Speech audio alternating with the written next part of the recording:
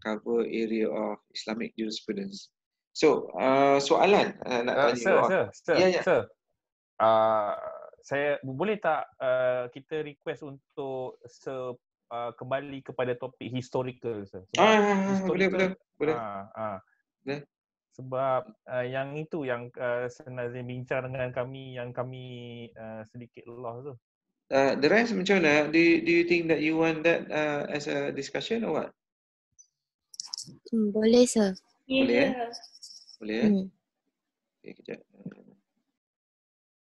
Civic ni kalau apa yang you faham? Saya nak kena faham apa yang you faham ataupun you tak faham langsung. It's okay, dia cakap je. Guys? Oh, ada yang ni ke? Tulis-tulis. So.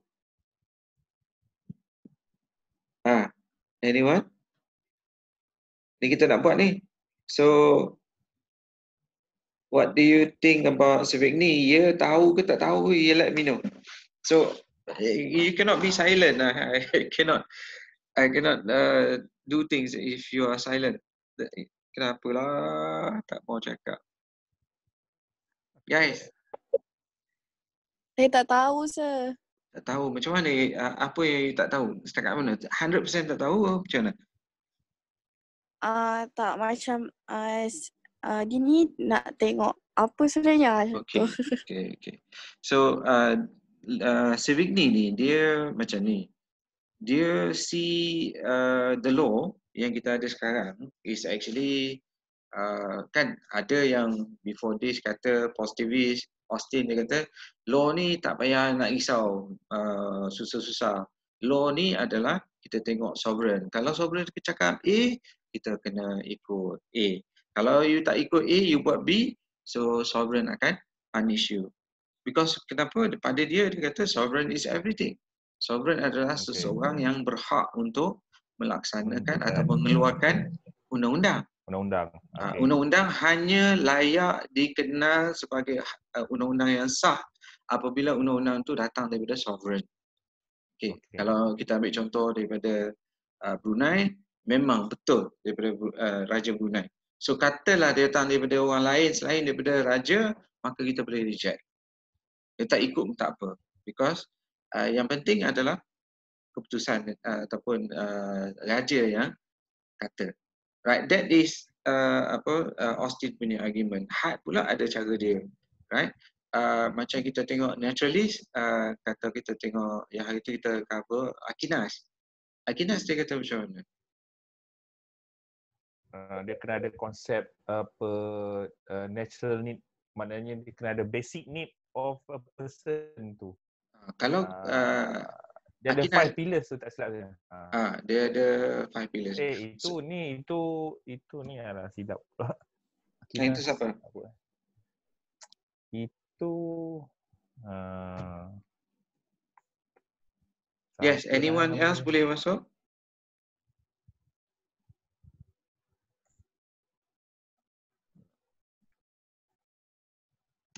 Okay. So, Aquinas kata macam mana? Kita ada reasoning. Dia ada reasoning. Okay. Maksudnya Aquinas ni kalau kita nak tengok dari segi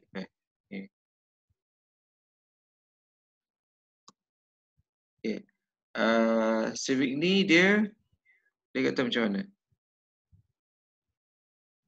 Civic ni dia kata law yang kita ada sekarang tak payah risau-risau lah. Nak faham law, what is law? Actually law tu datang daripada history. Semua law yang kita ada dalam Malaysia ni sebenarnya bukan datang daripada parlimen.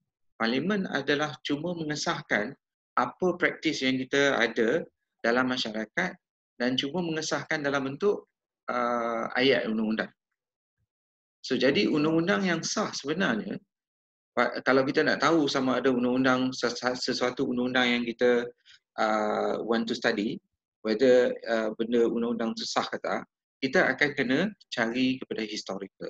Sebab dengan history sahajalah satu-satu undang-undang tu akan mendapat mandat ataupun dapat pengesahan atau pengiktirafan daripada masyarakat. Kalaulah kata masyarakat tak mengiktirafkan dari segi history, dalam history kita tak pernah ada undang-undang tu, tiba-tiba nak introduce satu undang-undang yang baru, maka rakyat akan tolak undang-undang tu. Katalah you sebagai pengamal ataupun penggubal undang-undang, sorry, I cakap dalam bahasa Melayu lah, senang. So katalah you pengamal ataupun penggubal undang-undang, later on you create the law. Jadi law yang you create tu you nak orang ikut. Bila you nak orang ikut, law yang you nak orang ikut tu berdasarkan kepada prinsip jurisprudence. Because katalah you buat satu undang dengan tanpa mengatakan dia adalah berdasarkan sesuatu, maka orang tak akan respect.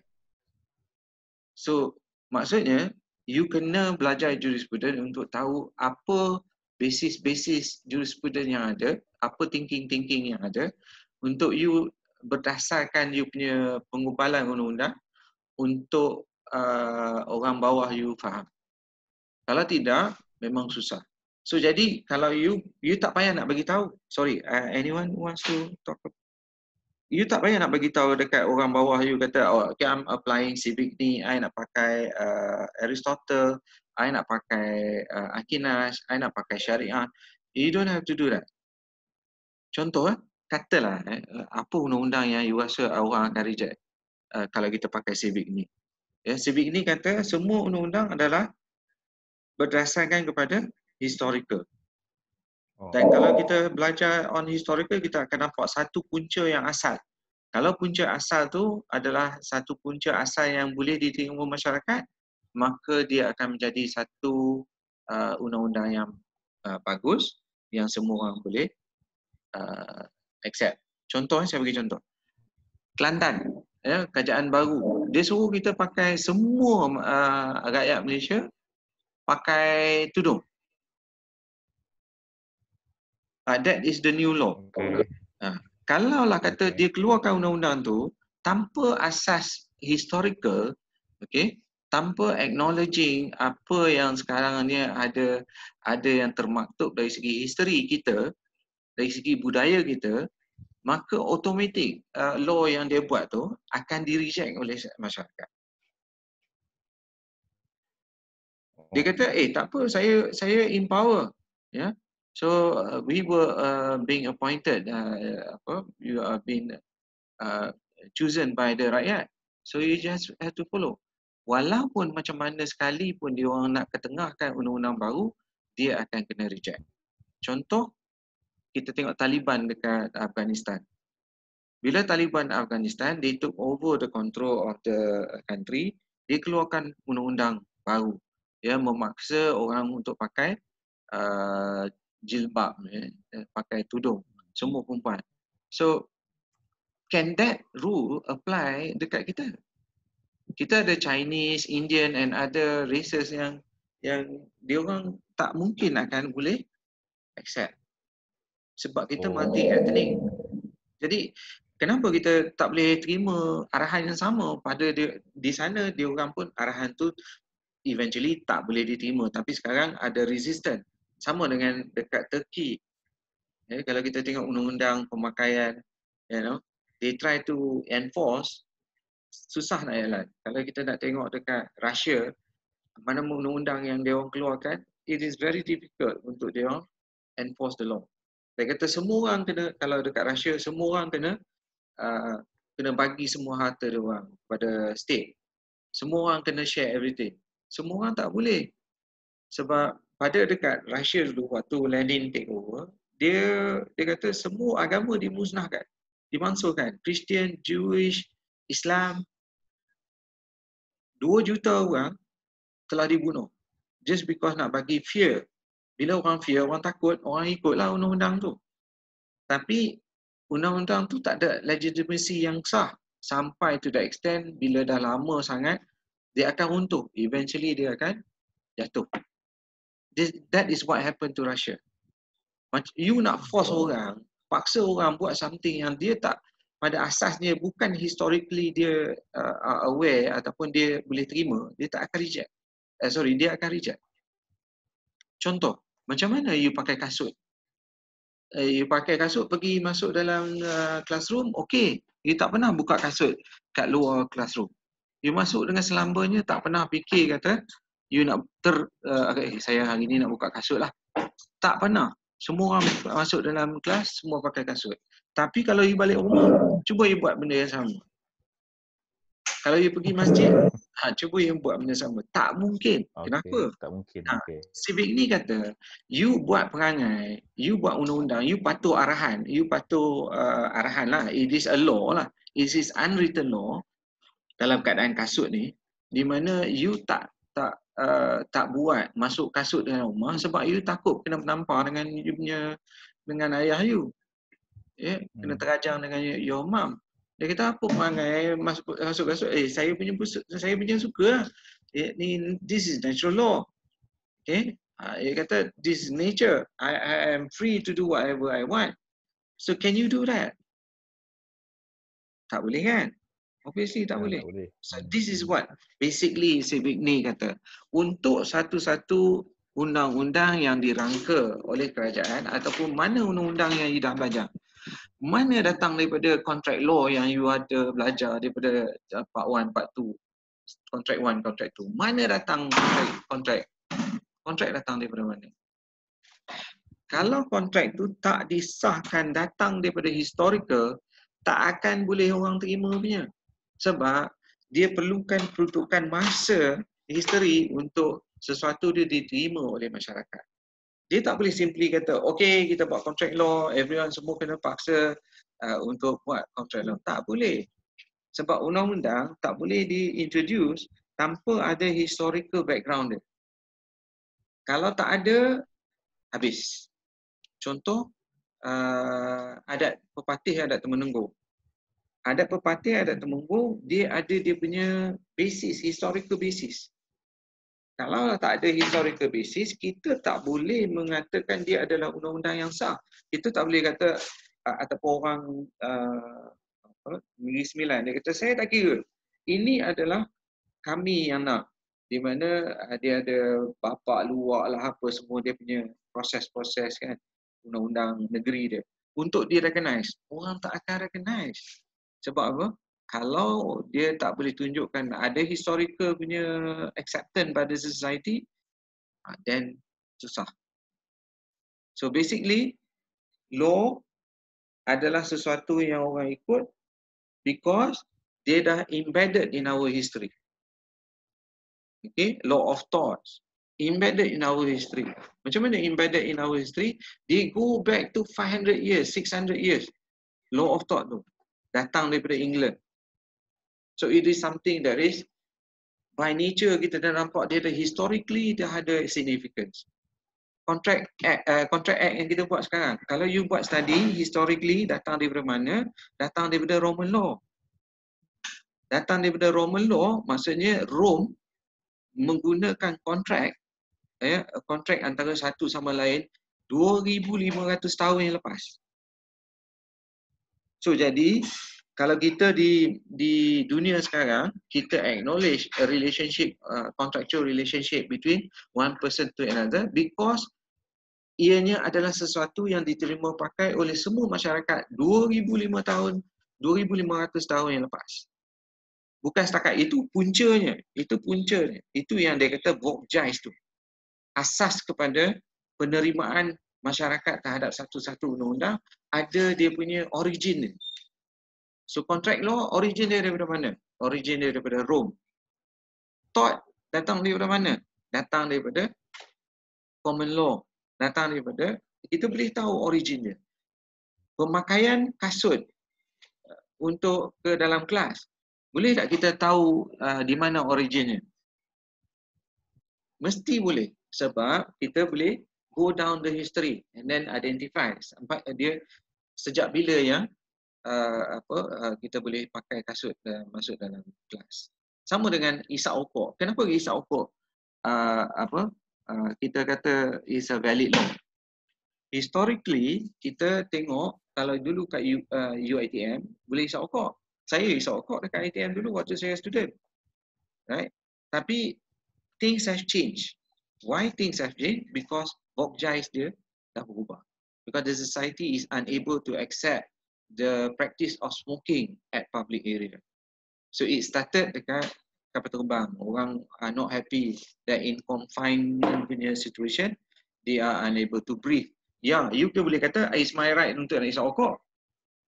But what about other people rights also? Dia orang pun kata, you have right, I have right. So dulu in 1960s, isap rokok is norm. It's normal hidup. Tapi sekarang dah berubah. Kenapa berubah? Because Vogtjais kita dah berubah. Basis kita kepada pemahaman tentang praktis yang kita nak halang tu adalah something yang kita terima. Okay? Tapi dia kena letak pada masa yang pada masa yang betul. Introduction of that law must be base, mesti ada base dia.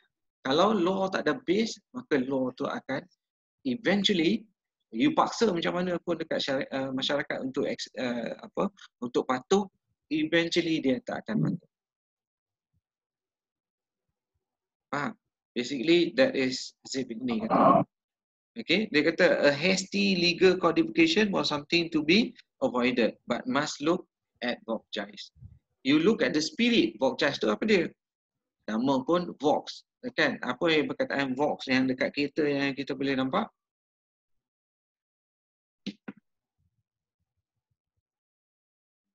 Vox. Warga. Tak, dalam Vox dekat kereta. No. Dalam Vox. Apa dia maksud Vox yang you nampak dekat kereta? Mana-mana jenama kereta, nama Vox.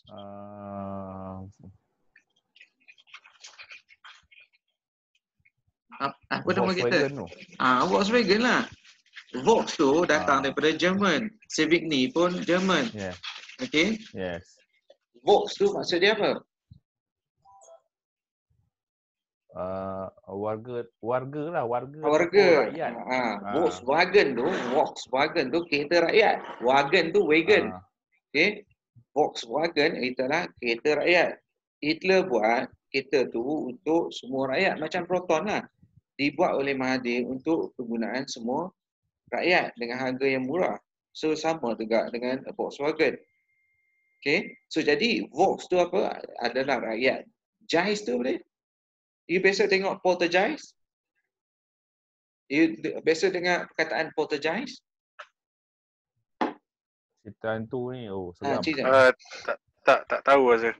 Poltergeist ni, kalau you tengok mana-mana poltergeist ni, kalau hantu lah hantu tu maksudnya dari segi poltergeist tu adalah benda yang kita tak nampak. Meaning spirit. Okay? Yeah. Spirit. So hantu tu pada Mak Saleh dia orang kata spirit lah.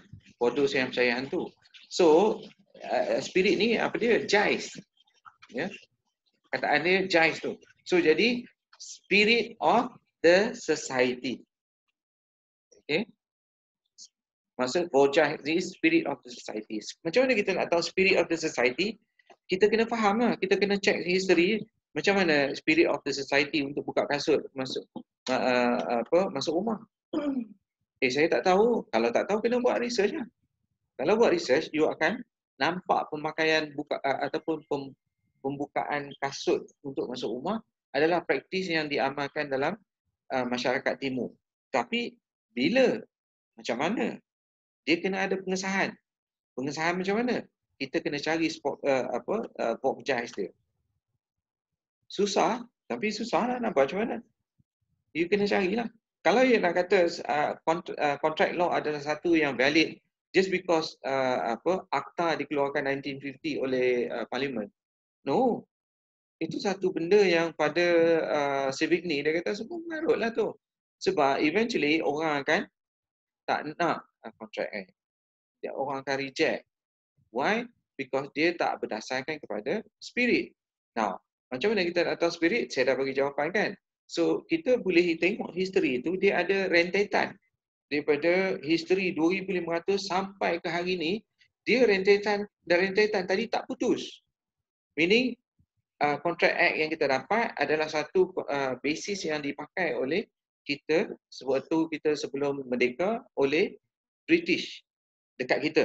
British pula, dia orang ni dapat daripada mana Contract Act ni? Oh, dia orang ni pernah dijajah oleh Roman. Okay? So bila dia pernah dijajah oleh Roman menggunakan codified law atau universal law in order for them to control their empire. Sebab empire dia besar sangat. Macam mana nak kontrol satu-satu, satu-satu hubung kait antara satu masyarakat dia. So dia ada berdasarkan kepada kontrak. So dia ada jenis-jenis kontrak lah. Jenis antara kontrak between Roman citizen dengan Roman citizen, dia ada satu jenis kontrak yang lain. Roman citizen dengan non-Roman citizen, orang bawahan, ya, dia macam slave and things, itu ada kontrak yang lain. Tapi dia ada jenis kontrak. Dan antara Roman dengan empire punya, ya, dengan orang yang dijajah, dia orang ada jenis kontrak yang dijalin.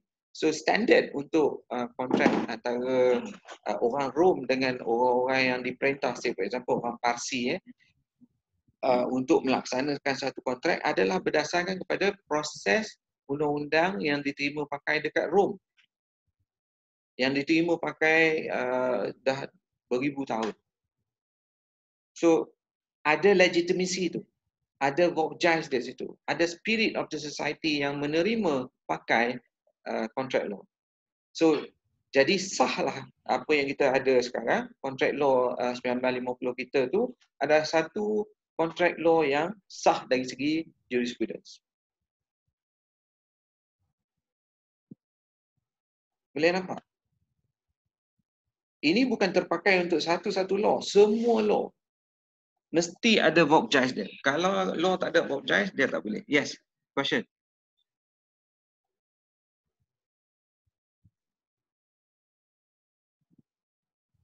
Ada tak soalan?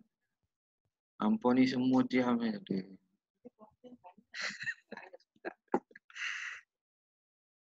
This is the time for you to ask. Ni madam duk bising. Kalau dia kata kalau dia dah marah you all lah. This is the time. Complain dia kata pandai. Saya tak apa. Saya tak kisahlah. Kita solve dulu. Kita bagi everything. Kalau you tak boleh buat juga, then barulah layak untuk rasa untuk nak marah. Tapi for the time being, please, this is the session yang di mana semua orang boleh cakap-cakap nak jadi macam budak-budak. Okay, ni siapa, mana list, siapa, okay, A jawab. Malah you all the adults. Adults people are not to be treated as child. Kalau I treat you macam child, meaning I cakap seorang, it's not my nature. Okay, so I want you to start. You can stop me anytime. I told you again and again dalam lecture, you just kata sir, I will stop. Cumanya nak tak nak je. Okay. So kiranya every basis of law kena ada vogue. Betul. Memang kena ada.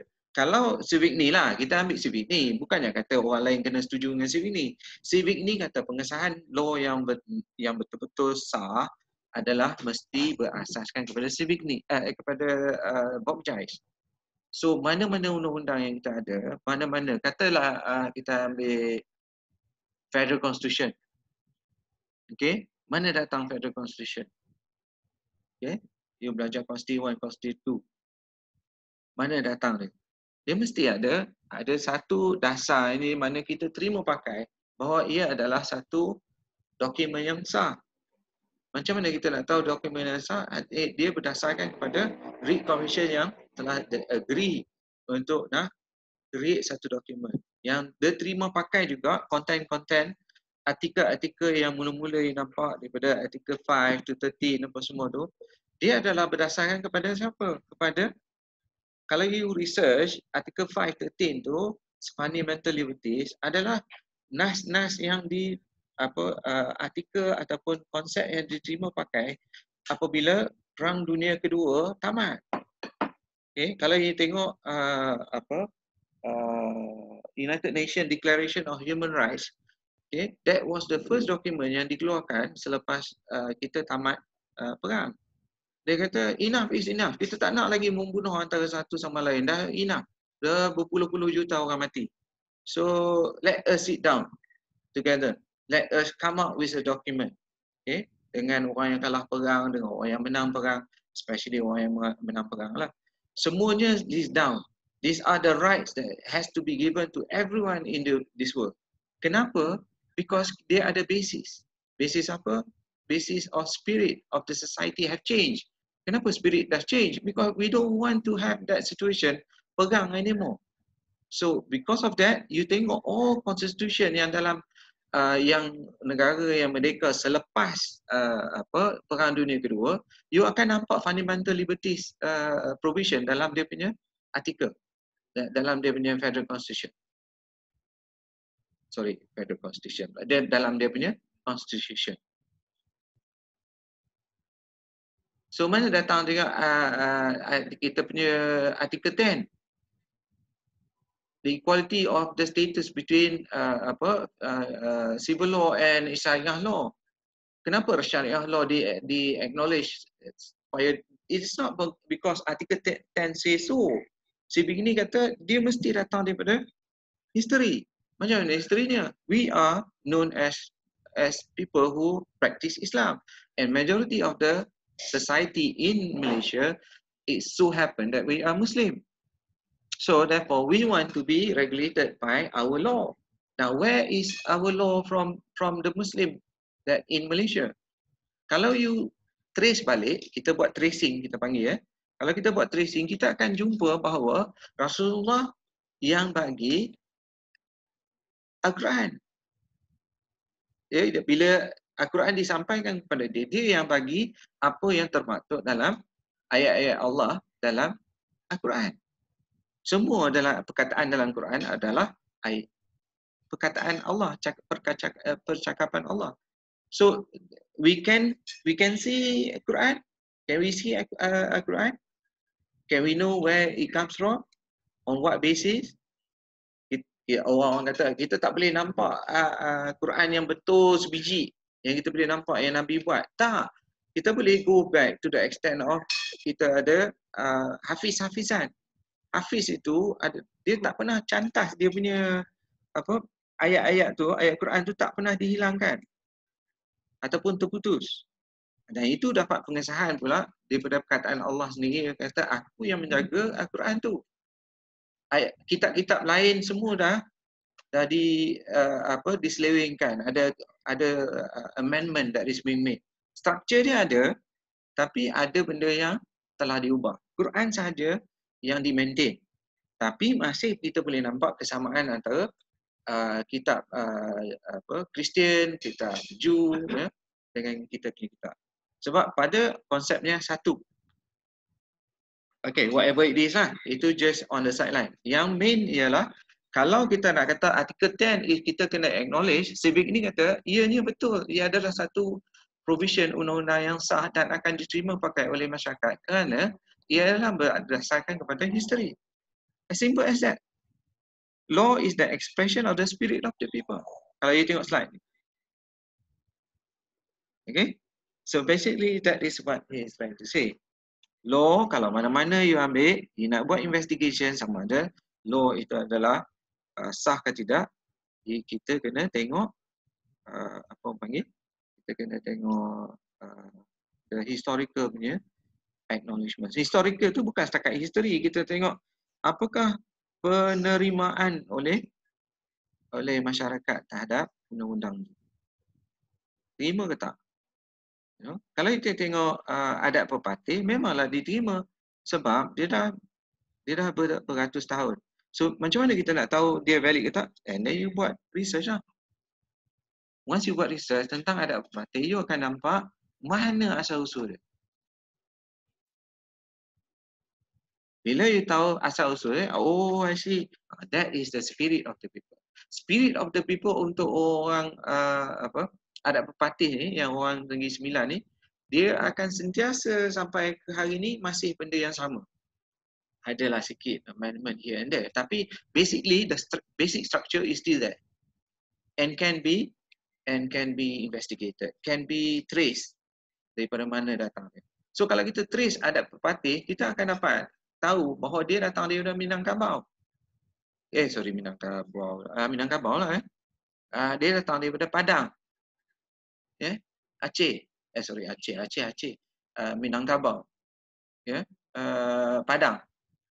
For those yang pergi kat Padang, dia akan nampak, exactly dia punya structure of law di sana sama sebiji macam orang dekat Negeri Sembilan. So kita pula buat tracing. Kalau kita ada land code, national land code, kalau kita tengok penal code, semuanya boleh ada tracing. So kalau kita boleh buat tracing, maksudnya benda tu sah lah.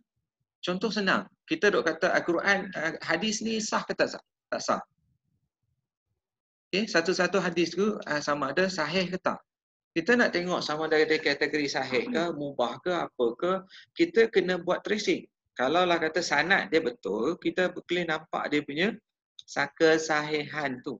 Kesahihan tu adalah satu yang kita terima pakai bahawa ianya datang daripada mulut Rasulullah ataupun somebody yang nampak Nabi buat. Contoh nak solat macam mana, rukuk macam mana, berapa rakaat, the step, macam mana you nak tahu sama ada semayang tu sah ke tak? Is it a practice? Yes, it is a practice.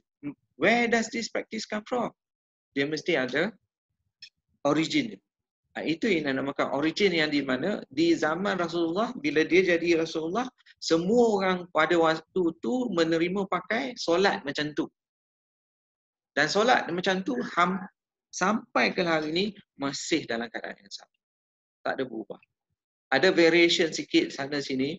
Ada yang letak tangan kat tepi, ada yang tangan dekat kat dada, ada yang kat perut, ada yang kat pinggang.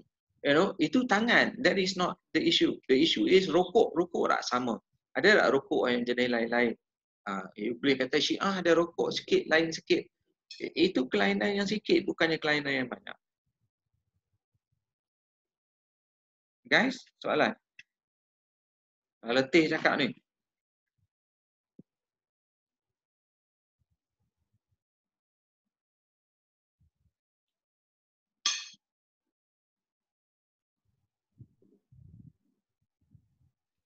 Tak ada soalan? Saya tak ada. The rest?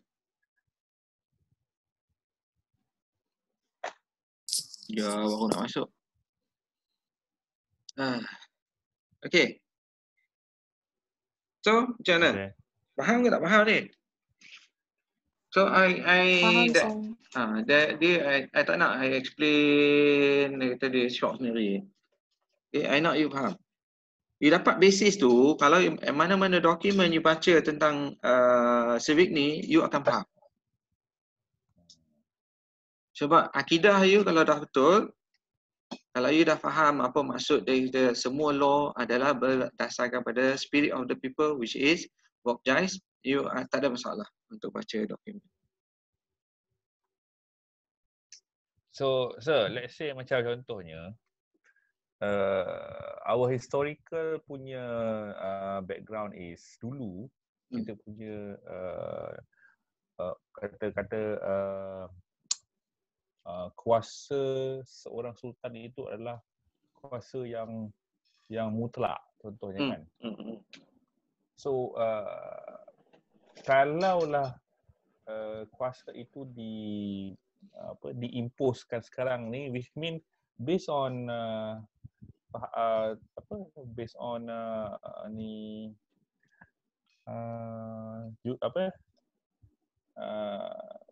on this, maknanya law tu sah lah, maknanya boleh lah kan. Apa law tu?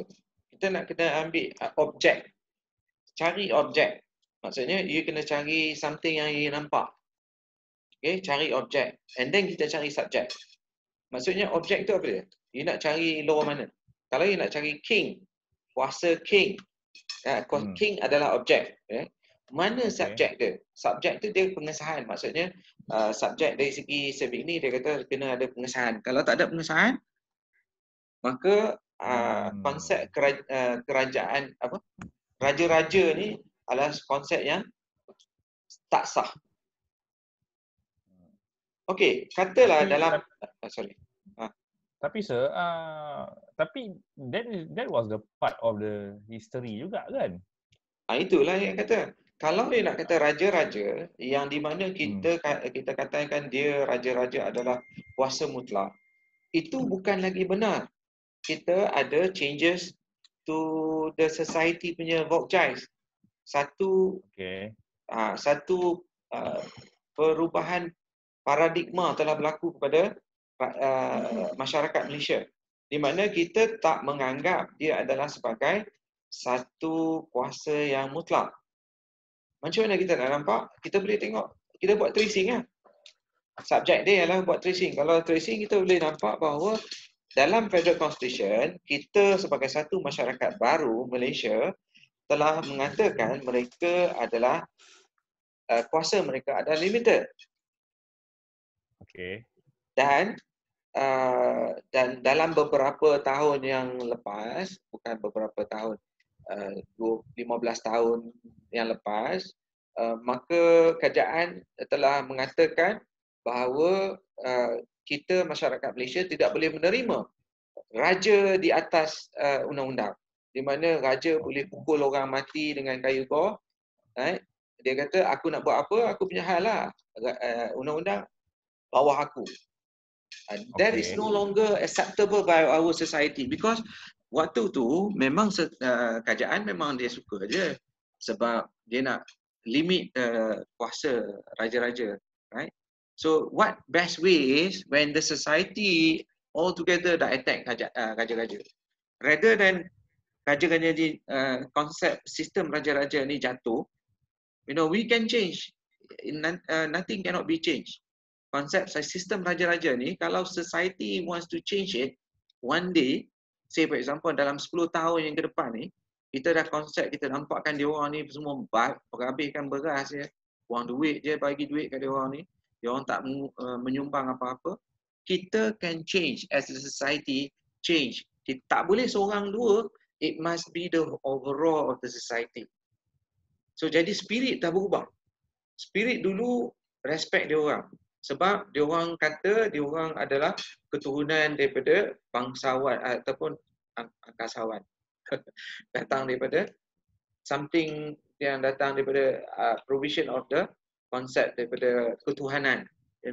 Tuhan telah melantik dia orang sebagai mereka yang layak untuk memerintah. Wah, kalau kita buat history, kebanyakan raja-raja di dalam dunia ni datang daripada konsep siapa kuat dia memerintah. They were used to be lanun. I'm not saying any particular raja. Don't quote me on that because we are discussing the reality of the situation. Okay. So, but that concept bila dah lanun telah memerintah dan di mana society accept bahawa dia adalah pemerintah, that is the spirit. Then 300-400 tahun yang lepas. Now, the spirit for Malaysia, say for example, for Malaysia has changed. Dan spirit tu akan berubah ikut masa. So once the spirit has changed, then kita akan tengok the law akan reflect to the spirit. Kalau lah spirit berubah, law tak berubah, naas. Okay. So dia konflik dekat situ kan? Memang ada konflik. Kalau ada konflik, memang law tak akan jadi efektif. Kita nak law jadi satu yang efektif, something that is beneficial to the society. Okay? Kita bukan semua orang jahat. We are not utilizing law as for the purpose of nak dapat harta, nak dapat apa. Kebanyakan kita adalah orang yang baik. Kita guna law untuk satu yang kebaikan untuk masyarakat. Tapi kalau lah kata law yang kita buat tu kita nak orang ikut lah. Tapi kalau you jenis yang tak peduli, yang jenis kata, alah taklah, this is my time, I want to do it, then susah lah.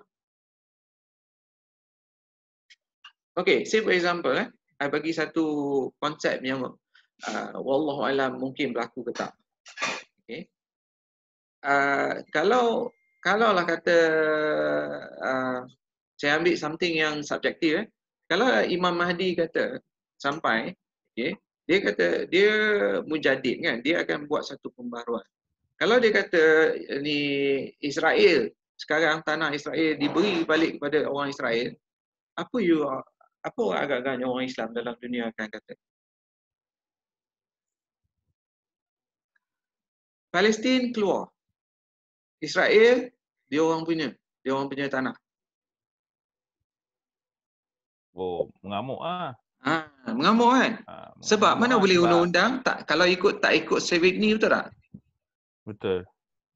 Bagi kata apa pula? Nabi tak pernah buat. Hang ni siapa yang nak suruh? Tapi kalau dia tak dapat nak ada civic ni punya konsep of objects yang sepatutnya society kita boleh accept, maka society ada hak untuk nak reject altogether.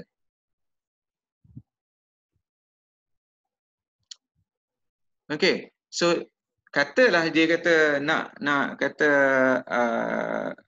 katalah on the basis of Al-Quran, sebab pada semuanya untuk Al-Quran, right, is the basis kita punya dusturina, kita punya perlembagaan. Kalaulah Malaysia, rakyat Malaysia menerima pakai hak kebebasan masyarakat, kita ada state and federal punya distribution of area, kan, kita ada court system, kita ada legislature system, semua undang-undang dalam Malaysia tak kira apa sekalipun dia berdasarkan kepada kita punya federal constitution. No, okay. Semua undang-undang di Malaysia pada saat ini, kalau you pegang mana-mana undang-undang, kalau you buat tracing, dia akan balik kepada Federal Constitution. Parent law. Okay? Tak kira apa pun. Ya? Kalau any law that goes against the Federal Constitution, dia akan jadi apa? Null and void. Null and void kan? Yes. To that extent lah. Okay. So, dalam orang Islam, kita punya historical spirit of the people is based on what? Al-Quran. Al-Quran, okey. Betul. Kita bukan ambil adat. Betul tak kita tak ambil adat? Kita ambil apa? Sebagai orang Islam. Tapi adat, benda tu dia macam bersekali je so. Tak boleh. Itu yang disebabkan satu dunia yang jadi killing each other. Itu yang kita nampak Syiah, Sunni. Dalam Sunni ada Deobandi, kita ada yang Arab Saudi apa? Arab Saudi. Arab Saudi pegang konsep apa? Kita ada sunnah wal jamaah, kita ada Syahari pula. Apa yang empat ni? Syafi'i, Hambali, Maliki, mazhab. Okay, kita ada mazhab kita. Mazhab is just mazhab. It's just custom. Mereka tidak boleh kata diorang adalah satu benda yang you kena ikut. Sebab kalau you nak kata you nak ikut dia, you kena ikut pengesahan yang dibenarkan oleh Al-Quran. So basically, kalau you buat tracing, you akan cari kepada satu landasan or spirit of the people yang diterima pakai oleh yang itulah origin, itulah yang pertama, itulah yang mula-mula. So kalau kita balik kepada Al-Quran lah. Okay. Kalau lah kata Imam Mahdi kata tanah, land. Land is to be given back to orang Israel. Di mana dalam peruntukan?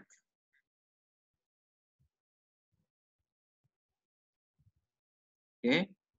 Dalam peruntukan ni di mana land?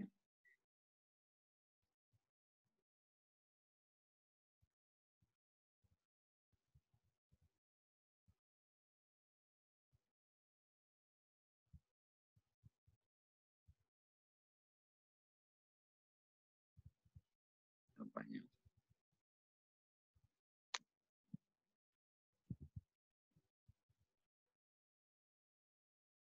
Tak apa. Soalan before I tengah cari ni.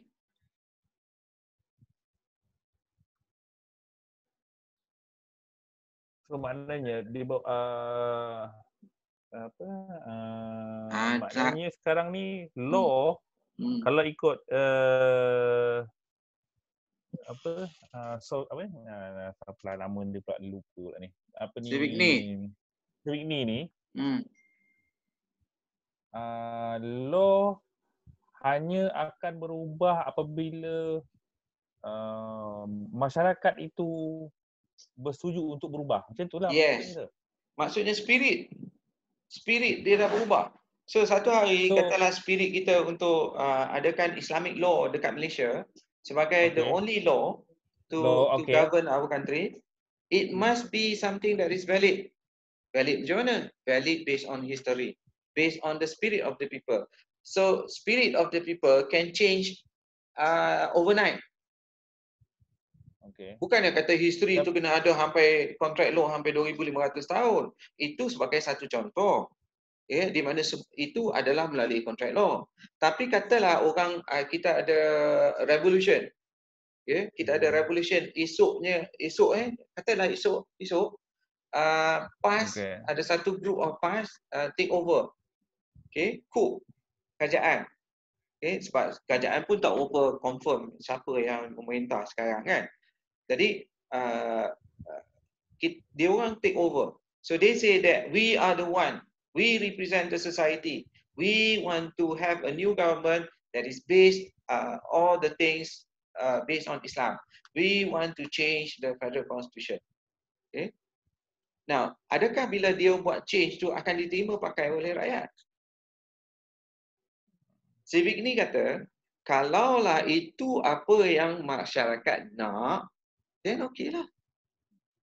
Tapi yang saya tak faham, sir, macam mana dia boleh relate pula dengan history? Dia macam, saya tak nampak daripada mana prinsip Civic ni dia menjurus kepada history. Sebab when the society change, so do history pun habislah. Betul. Itu history is one part of it. Doesn't mean that kita semuanya refer kepada history. Kita based on the spirit. History adalah satu line ataupun satu hubung kait antara law dengan spirit. Kalau law dengan spirit, you bayangkan, can you imagine now, right in your mind, nampak objek law dan nampak objek spirit tu. Okay. Link antara dua ni adalah history. Kalaulah history itu tak ada, then dia akan jadi macam spirit yang barulah. Tak faham? Tak faham, sir. Saya tak boleh tangkap, sir. Okey. Sebab satu lagi, sir. Satu lagi, saya baca dalam satu buku tu, dia kata, according to Civic ni, law must reflect the spirit lah. The spirit of the society. Betul lah. Tapi maknanya tu yang saya tak boleh nampak tu, dekat mana relate-nya spirit tu dengan history. Itu je saya tak boleh nampak. Kenapa law, balik kepada tadi land law, kenapa kita acknowledge that it is a valid law?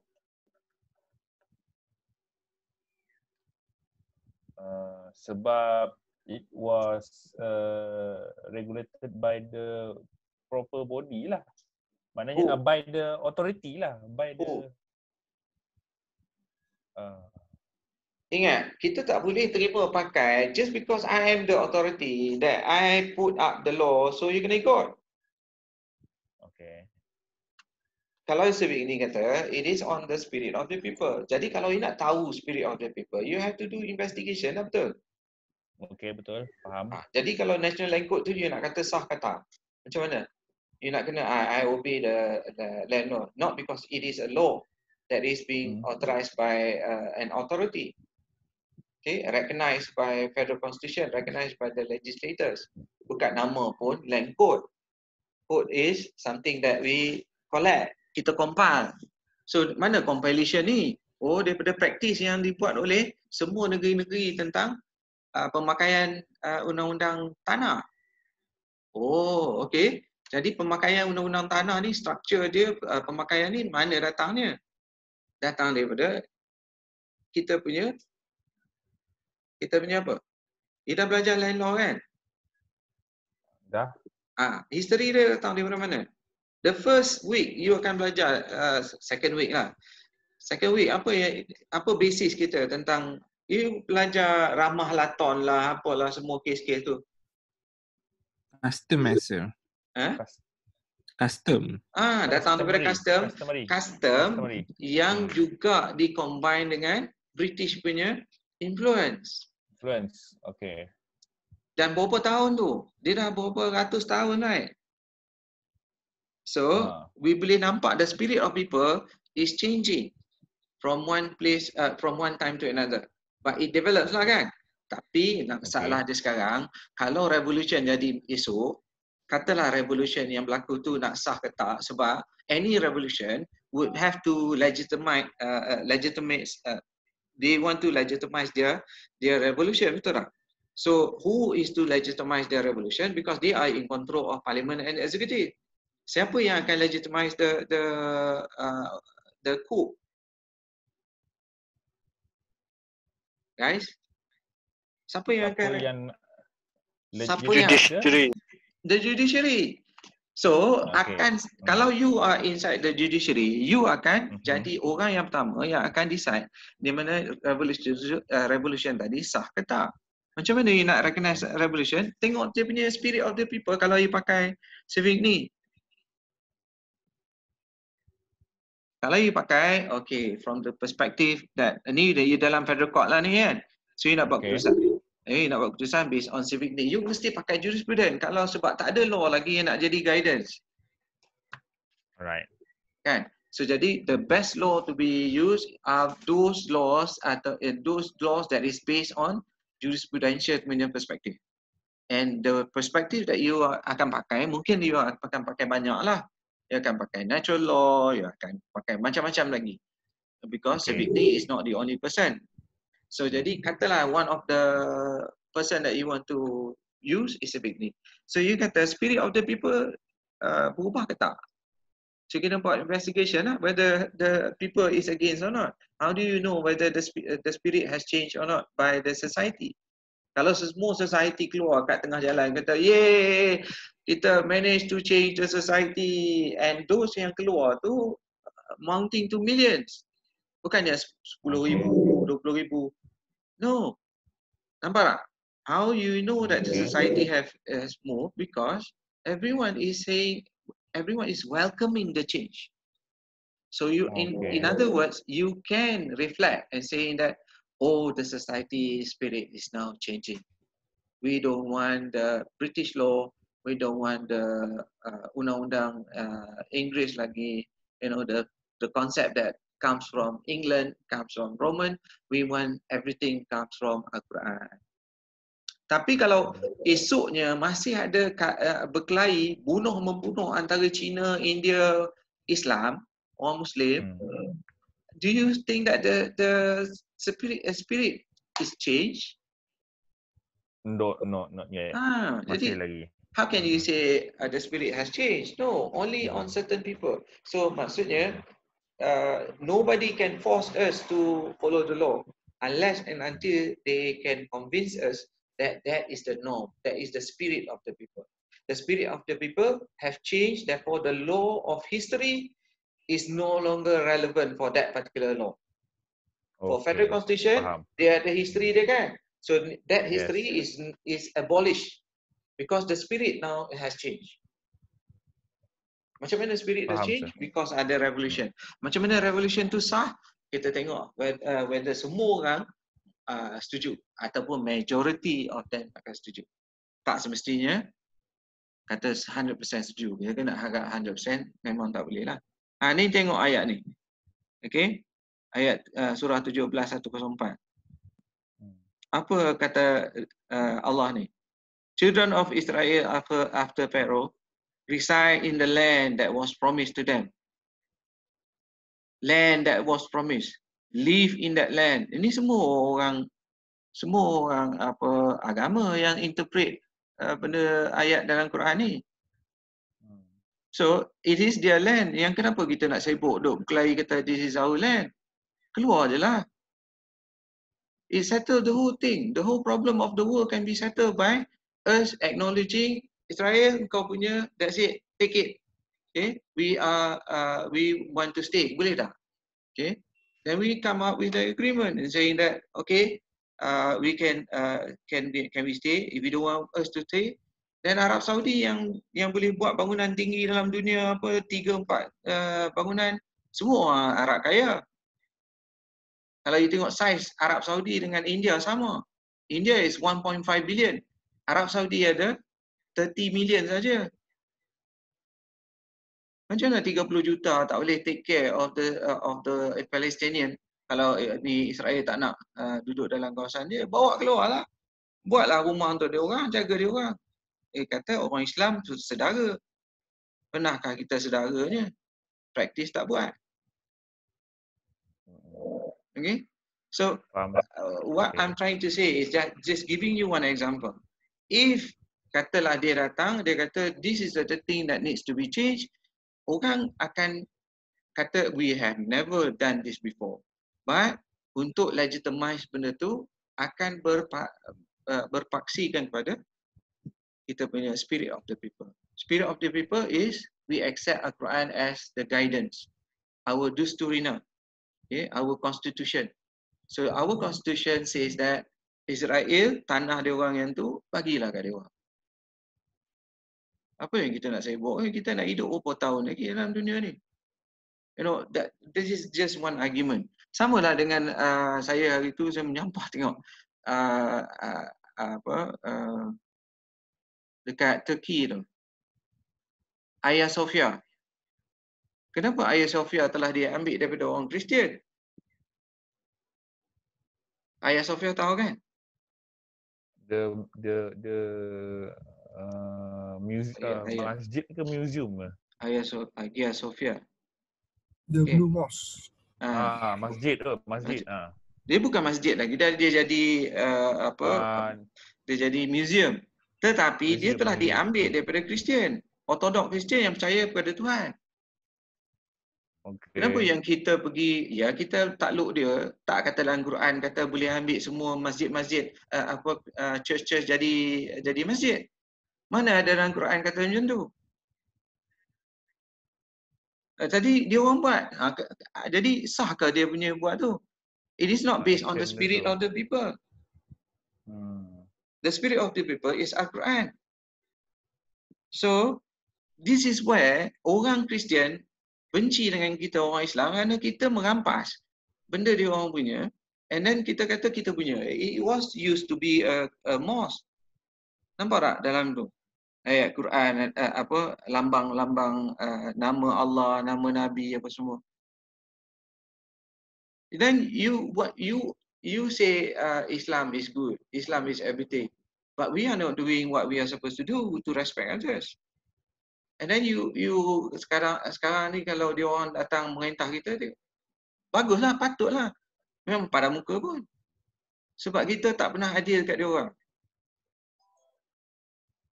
You know, these are the things that we just an example. Okay? So, balik kepada it is a living law. Ada setengah jam lagi. Setengah jam. 10, 12. Soalan. Dah macam nak mati habis elok. Soalan. Ya, ada pepatih. Mana datang ada pepatih yang kita pakai sekarang? Basically, that is the spirit. Macam mana kita datang spirit? Cari lah. Oh, saya susah kalau macam tu nak buat law, nak kena cari. Kalau you nak buat law juga, you paksa orang akan reject. Petikai. Akan petikai. Maksudnya, you akan be in the position satu hari dalam masa 5 tahun, 10 tahun akan datang. You are in the position yang buat undang-undang. Irrespective whether you duduk dekat satu jabatan, satu section, atau satu syarikat, you akan keluarkan undang-undang. You mungkin kata, saya tak akan jadi ahli politik yang duduk dalam parlimen untuk nak buat undang-undang nak gubal undang-undang. No, I'm not talking about that. I'm talking about you later on. You akan ada firm sendiri. You akan buat satu undang-undang. You akan bekerja dengan orang. You nak tengok sah ke tak undang-undang tu yang dibuat oleh bos you. Tengok historinya. Tengok the spiritnya. Or dia kata, I don't care about the spirit. Then, you tahulah orang tak akan respect that law. It would not last. People will leave the company. Kalau lah kata, saya nak you all datang juga dalam keadaan COVID ni. I tak kira kerajaan kata apa. Saya nak you all datang. I tak kira juga apa nak jadi kat you all. You kena datang waktu COVID. Adakah orang akan ikut? Orang tak akan ikut. Why? Because it does not reflect the spirit of the people.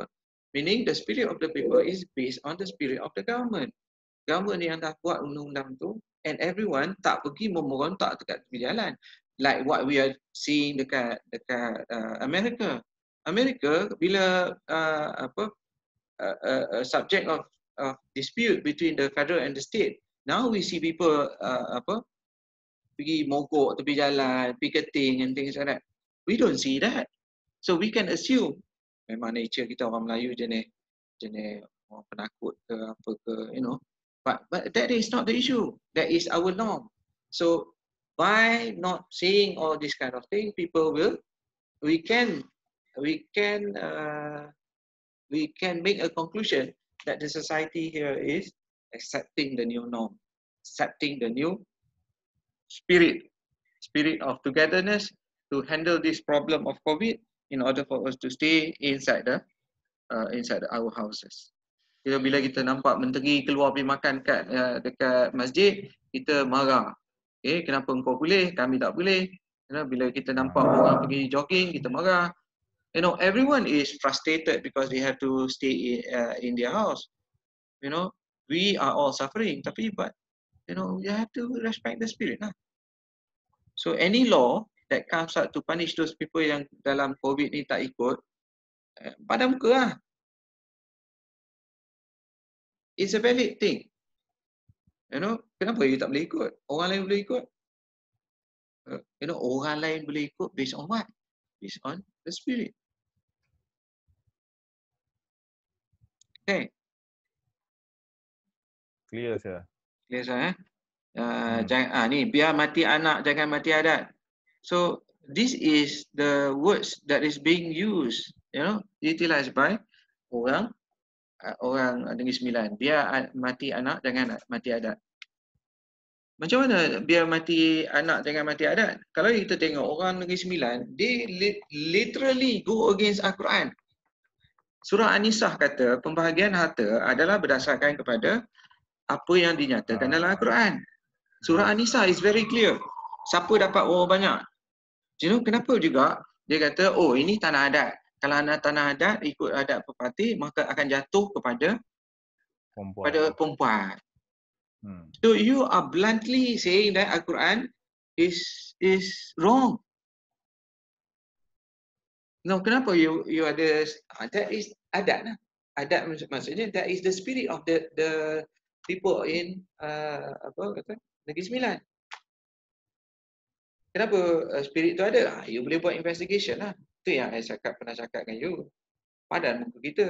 Sebab kita telah orang Negeri Sembilan telah buat something that is against the Al-Quran because we as males fail to do our job to take care of the woman. Because Al-Quran bagi pembahagian kita kepada lelaki lebih daripada perempuan. Sebab ada logik dia. Yang lelaki sepatutnya jadi pelindung pada perempuan. Ni tak. Okay, ni bahagian aku untuk bahagian kau perempuan, kau dapat sikit, lantaklah. This is what we are male. We are the one that is being favoured by Allah. Mana pula jadi macam tu punya? Di mana Allah tu maha adilnya? Itu yang kita tengok ramai orang pergi jadi sesat because they cannot believe how can and those non-Muslim utilizing this unfairness. Dia kata macam mana How can your God be unfair? You talk about equality, it's a common sense, natural law apa? Everyone is to be equal. Dalam benda lain you boleh kata everyone is neutral, ni equal. Tapi dalam keadaan ni pembagian harta tak boleh pula. God hampa ni macam mana ni? So jadi kita kena justify. What happened was dalam keadaan yang ada parti, kalau kita buat investigation, which I and my group buat investigation, buat research, memang kita discover lah memang orang lelaki tak buat apa yang sepatutnya dia orang buat, which is jaga perempuan. So the perempuan kata ini tak boleh jadi ni. Dia orang dapat duit, dia enjoy. Kami yang duduk macam ni, kami duduk macam tu je. Bila kami diceraikan, kami tak dapat apa-apa. Sebab orang perempuan dia tak kerja dulu. Orang lelaki yang kerja. So jadi bila diceraikan, dia orang macam hilang pergantungan kan. Dia kata, mana fairness kami ni? Adik-beradik lelaki tak akan ambil tahu. Lantaklah pun ID dekat. Kau cerai lantaklah. Oh, lagi ambil duit. Dalam kita tengok Facebook, kita nampak banyak sangat. Bila yang mati, kita tengoklah adik-beradik lelaki kan akan datang. Mana kami punya hak apa semua.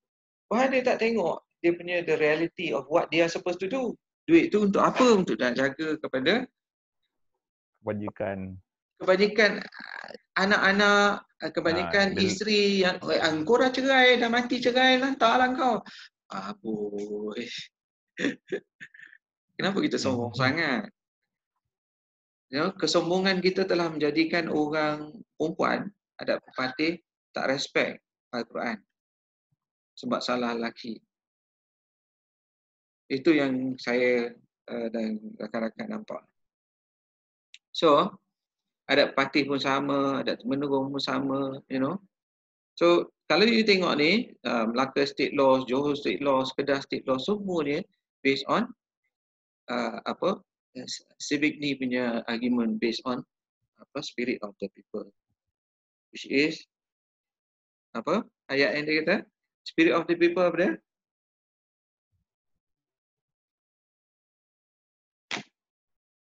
Dah lupa lah. Apa spirit of the people dalam ni? Allah. Dalam apa yang dia kata spirit of the people maksudnya apa? Dalam bahasa yang dia cakap tu, spirit dia kata apa? Oh, Volkis. Volchais. Volchais. So kalau kita tengok dekat slide ni ialah di mana dia dalam keadaan pemerintahan yang pelbagai yang berlaku pada masa dulu. Right? So jadi masing-masing kata mereka ataupun influence. Macam Malaysia, kita was influence. Say for example, kita punya legal system sebenarnya yang kita ada sekarang is civil law ke common law? You belajar MLS. Kita punya legal system.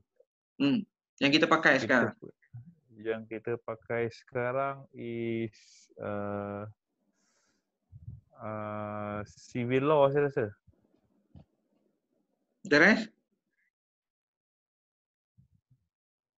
Civil law. The rest? Macam mana? Oh, ada chat susah. The spirit, okay. So adat is disebabkan the spirit has changed lah. Sebab tu tak ikut history. Faraid. Sebab dia punya changes of the spirit, sepatutnya spirit in the Islam is Al-Quran. Jadi Amani Ruziha kata, so dulu kita ada spirit of the Al-Quran, spirit of the society waktu zaman Rasulullah tu dah percaya kepada Tuhan. So kita ni kata kita orang Islam because kita percaya apa yang dia orang pakai. Right? So tapi dia berubah spirit tu kepada orang-orang tertentu seperti dalam keadaan orang Negeri Sembilan dan orang di Padang because spirit of their people is different from the spirit that we believe in, which is the differences between adat pepatih dengan adat Temenggung.